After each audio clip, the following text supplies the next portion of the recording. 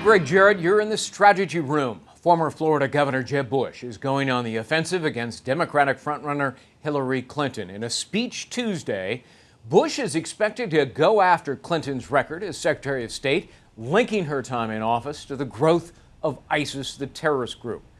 Bush's new strategy comes as he lags behind businessman Donald Trump in the polls.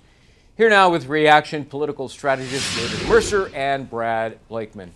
David, let me start with you. If you look at the poll numbers, President Obama's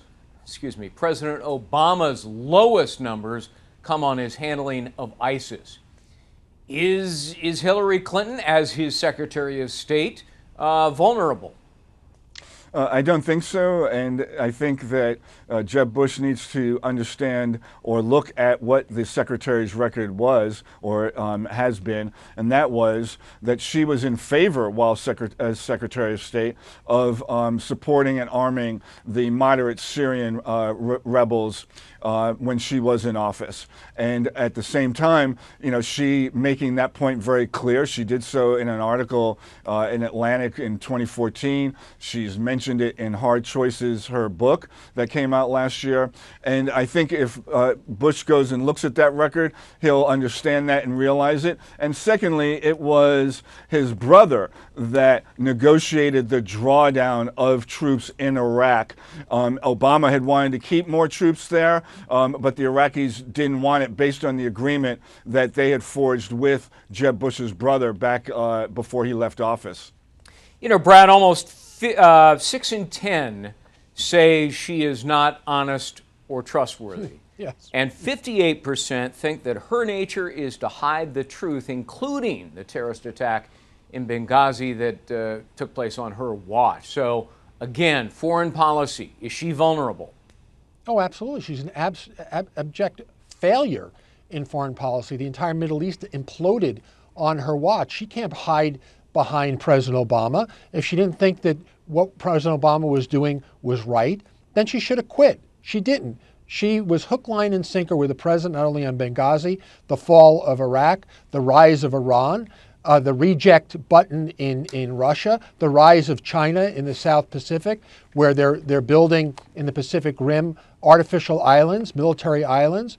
The entire world is in disarray under Clinton's watch. And if it wasn't, you'd be hearing all her achievements. She speaks no words about her achievements as Secretary of State because there are none, and she runs away from her record. Now, Greg, you hit on a great point.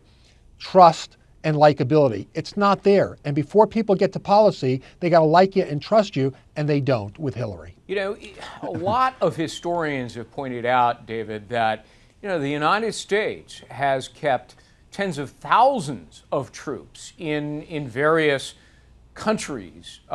Germany, Japan, South Korea, they have served as a stabilizing and deterrent force. Yet President Obama withdrew troops from Iraq, and of course, ISIS filled the void. Here's a quote from tonight's speech from Jeb Bush, quote, "And where was Secretary of State in all of this? Like the president himself, she had opposed the surge, then joined in claiming credit for its success, then stood by as that hard-won victory by American and allied forces was thrown away."